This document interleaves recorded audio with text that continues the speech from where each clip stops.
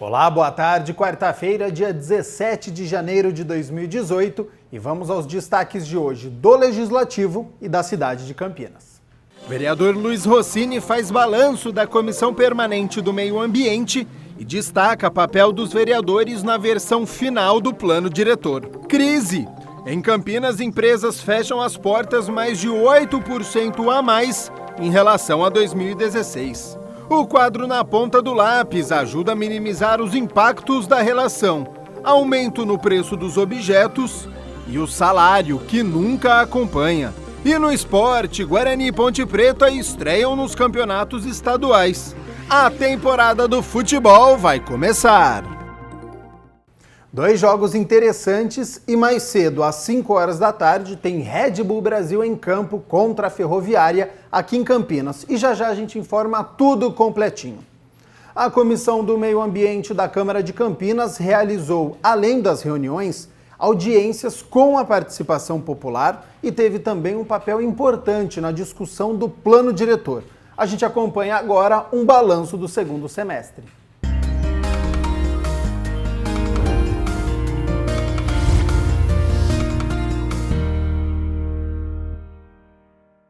O vereador Luiz Rossini, presidente da Comissão Permanente de Meio Ambiente, fez um balanço dos trabalhos realizados no segundo semestre de 2017. A atividade da comissão desse semestre foi intensa. Aliás, ao longo do ano, foi bastante solicitada.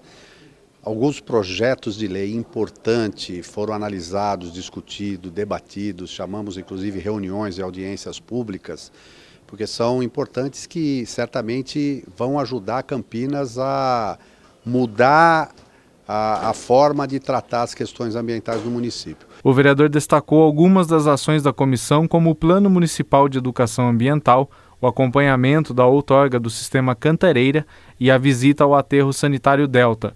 Segundo Rossini, o maior destaque fica para a colaboração no plano diretor. O capítulo do meio ambiente, ele é muito mais robusto, consistente, muito mais amplo do que é do plano atualmente vigente.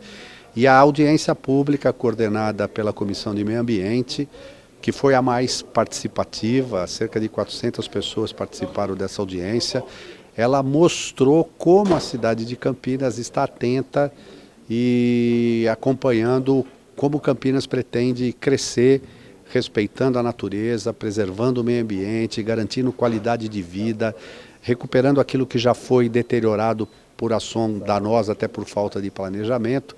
E esse plano diretor caminha nesse sentido. Rossini ainda falou sobre as expectativas para 2018. A comissão ela vai continuar fazendo esse trabalho de se atentar para as questões ambientais.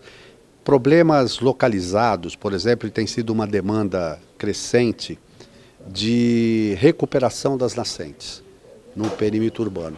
A Secretaria do Meio Ambiente, a Secretaria do Verde e Meio Ambiente, fez um levantamento de todas as nascentes do município, cerca de 2.400, mais de 2.000 apresentam algum grau de deterioração. Então tem que ter um esforço para recuperar isso, porque isso é garantia da produção hídrica. Nós queremos, através da Comissão de Meio Ambiente, continuar e expandir as ações de plantio de árvores. Algumas regiões da cidade, principalmente Ouro Verde, Campo Grande, possui uma quantidade de área verde e de árvores abaixo daquilo que preconiza a Organização Mundial de Saúde, que é 12 metros quadrados de área verde por habitante. E aquelas regiões têm cerca de 6 metros quadrados de área verde, de cobertura vegetal. O que acaba impondo digamos assim, um sofrimento para a população, um desconforto térmico. Por exemplo, no período de verão, a temperatura naquelas regiões são maiores do que nos bairros arborizados. Então a gente quer fortalecer esse trabalho de arborização. E vamos, obviamente, concentrar os esforços na política de resíduo. Nós precisamos, até o final de 2018, ter a solução do lixo de Campinas resolvido de forma adequada. No Câmara Notícia do dia 13 de dezembro de 2017, nós noticiamos aqui que a INDEC havia começado o processo de redução de velocidade máxima em 4 vias de Campinas. Hoje chega a informação que o prefeito Jonas Donizete desautorizou a INDEC a reduzir a velocidade das avenidas João Jorge, Alberto Sarmento, Amoreiras e Prestes Maia, assim como de outras importantes vias da cidade. Estes locais teriam a velocidade máxima permitida reduzida de 60 para 50 km por hora. O chefe do executivo afirmou que estas vias são de importantes corredores estruturantes do trânsito de Campinas e que são necessários mais estudos técnicos. Campinas registrou no ano passado um aumento de mais de 8% de estabelecimentos fechados em comparação com 2016. Os microempresários foram os que mais sentiram a crise. Lojas de portas fechadas em pleno horário comercial. E não apenas uma, várias, vizinhas. Sinal de crise. Campinas registrou em 2017 a abertura de 5.478 empresas a menos que no ano anterior. No geral, entre empresas de pequeno, médio e grande porte, foram abertos 10.614 negócios na cidade no ano passado, 33,2 a menos que em 2016. Os números fazem parte do relatório apresentado pela ASIC, Associação Comercial e Industrial de Campinas. De acordo com dados fornecidos pela ASIC, o número de empresas fechadas aqui em Campinas durante todo o ano passado foi 8,32% acima do que foi registrado em 2016. As microempresas foram as mais atingidas. Já em relação aos segmentos, as empresas alimentícias conseguiram se manter. Na outra ponta, as que comercializam artesanato foram as que tiveram o maior número de encerramentos. O que mostra essa variação é um pouco da situação econômica que o país tem apresentado. Apesar de uma pequena melhora nos indicadores econômicos de 2017, no final do ano, a economia acabou desestimulada quando se compara com 2016, porque realmente as pessoas não estavam motivadas a abrir empresas, como abriu em 2016, né? O problema da crise não é a crise, é o tempo que ela leva, tá? E pelo tempo que ela leva, os empresários acabam perdendo todas as reservas, aquelas gorduras que sempre tiveram. Esse é um dado importante para quem está abrindo o negócio e para quem está tentando se manter no negócio. Eu acho que cada empresário tem que saber o seu limite, né?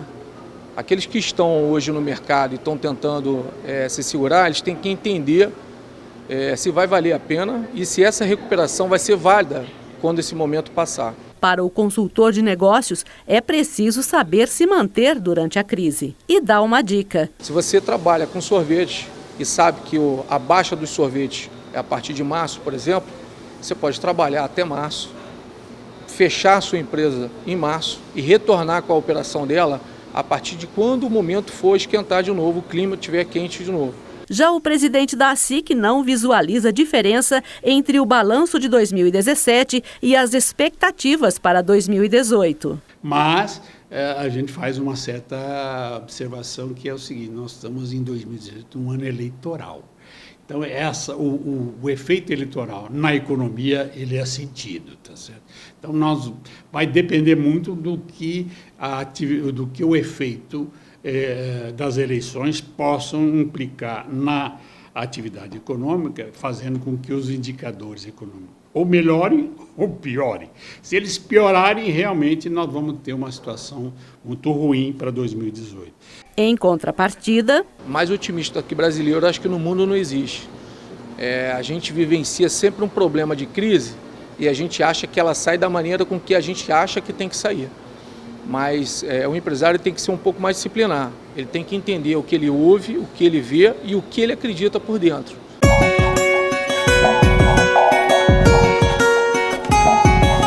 O sol apareceu na quarta-feira, mas foi rapidamente escondido pelas nuvens. Agora à tarde e à noite, para variar, a previsão é de chuva.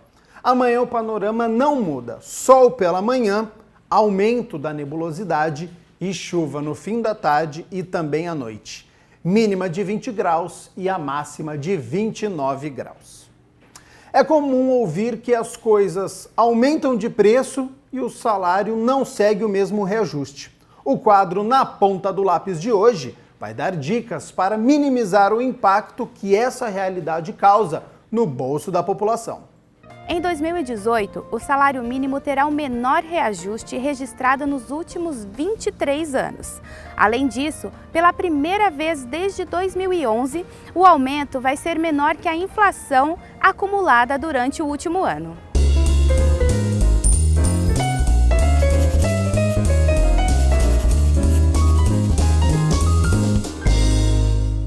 Na verdade, a inflação, a nossa inflação real foi muito maior do que os números estão apontando, né, oficialmente. A gente teve um aumento do salário mínimo muito pequeno, então foi abaixo do esperado. Então teve um aumento de R$17, o salário mínimo estava 937 e foi para 954, ou seja, teve um aumento de 1,81%. Então, na verdade, independente, então não foi como foi esperado, né, as pessoas estavam esperando um salário maior. Mas independente disso, as pessoas já precisam se planejar. Então, assim, independente do quanto ganha. Então, se teve um aumento de R$17, então como que ela pode estar se planejando a partir de agora? Está diminuindo os gastos dela, né? Está colocando mais sonhos, então colocar sempre, em vez de ganho menos despesas, ganho menos sonhos, para conseguir adequar o padrão de vida dela. A economista deu algumas dicas de como o consumidor deve agir para minimizar essa situação.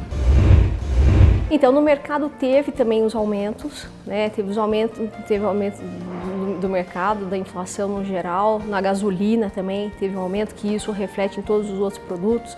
Então é importante também que ela faça o quê? Ela faça mais pesquisas, ela vai no mercado, ela consiga às vezes substituir um produto pelo outro, ela além de trabalhar essa questão do bolso, também pensar na sustentabilidade financeira do planeta, então assim, reutilizando um produto, reciclando, trocando, participando de feira da troca, né, brechós, tudo isso faz com que ela consiga diminuir os gastos dela. O quadro Na Ponta do Lápis dessa semana fica por aqui, até a semana que vem. Começo de ano e tem muita família correndo atrás do material escolar. E essa compra acontece em uma época em que os gastos com impostos e viagens de férias se acumulam. Mas dá para economizar no material sim, como a gente vê no quadro de educação de hoje.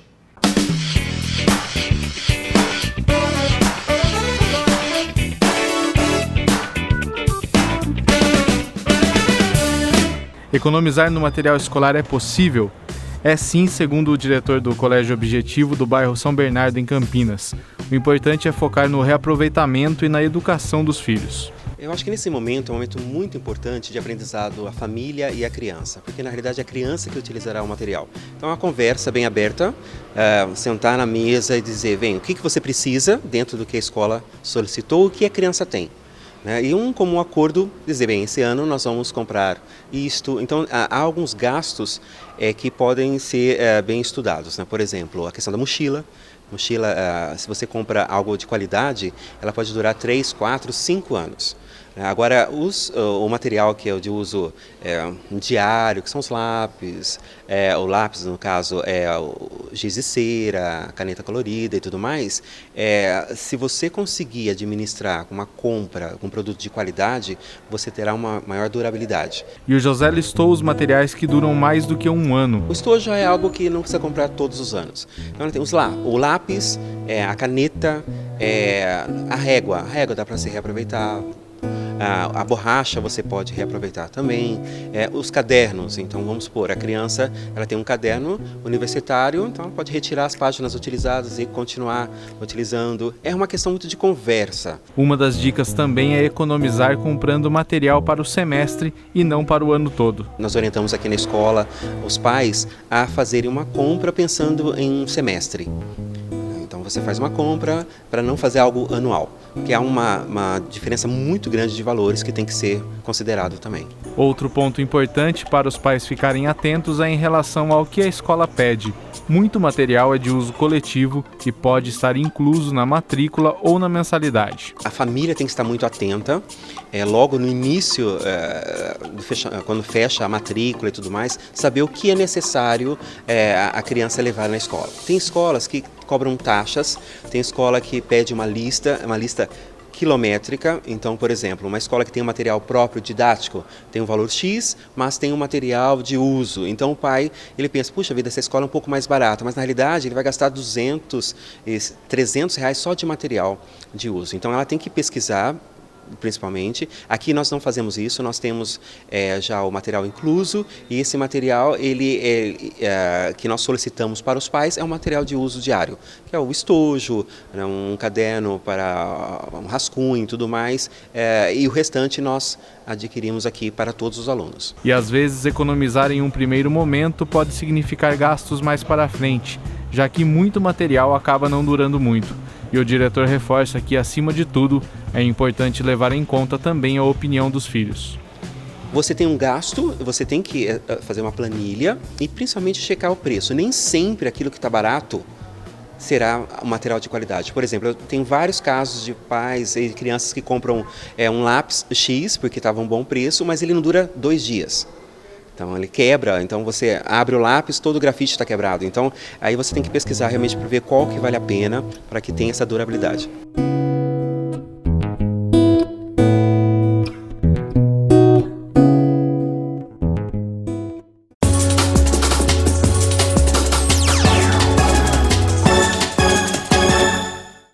Depois de 15 dias de treinamento, chegou a hora de Ponte Preta e Guarani estrearem pelos campeonatos estaduais. 2 paradas complicadas.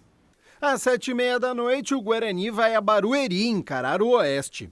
O Bugre, que começou o ano com o treinador Fernando Diniz, vai para a estreia com Humberto Louser como comandante, já que Diniz abandonou o barco rumo ao Atlético Paranaense. Fernando Fumagalli, que quase se aposentou no último ano, vai para a última tentativa de colocar o Bugre na Série A do Campeonato Paulista. Por falar na principal divisão do país, a Ponte Preta tem uma missão quase impossível: tirar pontos do atual campeão paulista e brasileiro, o Corinthians. A Macaca reformulou praticamente toda a equipe e vai com uma garotada para o Pacaembu. Ivan, o goleiro, tem apenas 20 anos. Emerson, lateral direito, apenas 19, assim como o atacante Yuri. Vai começar a temporada 2018. E como diria aquele famoso narrador, haja coração. As 2 torcidas começam um ano com desconfiança, hein? O Guarani novamente sofrendo com o treinador. Ano passado foram 5 e este ano já vai para o 2º. A esperança, como sempre, passa pelos pés de Fernando Fumagalli, 40 anos, o vovô do brinco, hein? Mas que ainda joga muita bola. E a Ponte Preta vem de um rebaixamento no Campeonato Brasileiro, mas está naquele processo de reconstrução e logo de cara pega o time mais acertado do Brasil, o atual campeão brasileiro e também campeão paulista, Corinthians. O Red Bull Brasil, outro time da cidade, estreia no Moisés Lucarelli às 5 horas da tarde contra a Ferroviária. O Toro Louco espera fazer uma grande campanha para conseguir uma vaga no Campeonato Brasileiro da Série D, a 4ª divisão do futebol brasileiro. Boa sorte às 3 equipes e amanhã a gente vai balançar as redes aqui, espero que mais a favor do que contra. O Câmara Notícia vai encerrar em alto astral. A música Que Tiro Foi Esse, da cantora Jojo Todinho, viralizou nas redes sociais e vários anônimos e famosos postaram vídeos se jogando no chão após levar um tiro, esclarecendo que é uma gíria, o tiro que é para fazer um elogio. Que tiro foi esse? Que roupa que é essa? Que roupa bonita! O time de basquete do Veracruz Campinas entrou na onda e aparece aqui no Câmara Notícia. Ótima quarta-feira, espero que até amanhã, 12h30. Até lá! Que tiro foi esse? Que tiro foi esse? Que tá amarrado? Que tiro foi